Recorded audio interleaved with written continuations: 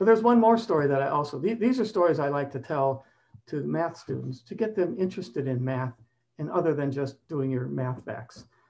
And that's the story of, I think it's flight 1549. Let me just look and see. I think it's flight 15, US Airways flight 1549. Yes. Captain Sullenberger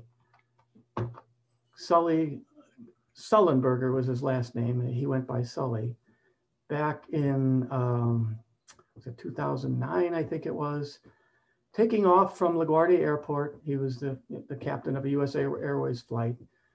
They hit a flock of birds.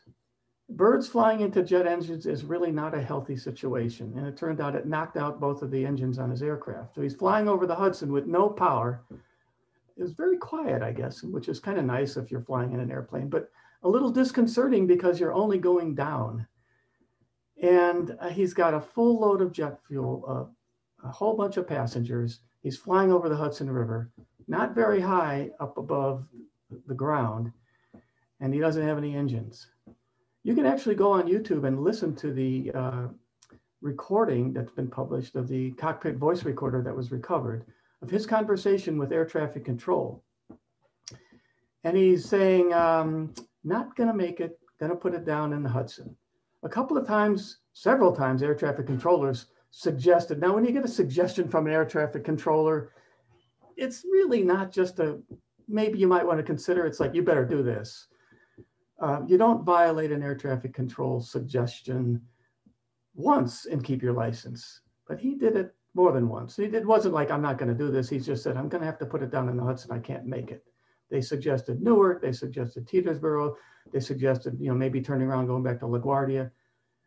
But Captain Sully was really good at mental math.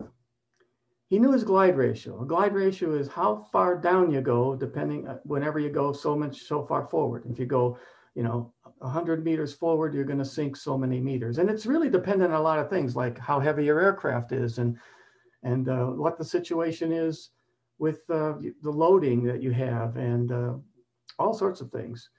So he was able to quickly, mentally, almost unconsciously determine that he was not going to be able to make it to any other airport. He was going to have to put it down in the Hudson, which he did. He's a former seaplane pilot, so he knew how to kind of tilt the plane up a little bit and land gracefully. And as a consequence, nobody died. Nobody even got injured. I think maybe somebody may have sprained an ankle getting out of the aircraft, but it wasn't due to the actual landing. If he had decided to follow the suggestion of an air traffic controller, he would have crashed somewhere on the ground and spread jet fuel all over lots of places, and lots of people would have died. So he became an international hero. They made a movie. Tom Hanks starred in the movie, and they did a pretty good job. There were people that accused him of guessing wrong, so to speak, and he could have made it. Well, subsequent computer simulations with flight simulators showed that, no, he did the right thing. Now, I hope that nobody out here listening ever has to use mental math to save their lives in a life and death situation. But wouldn't it be handy if you can?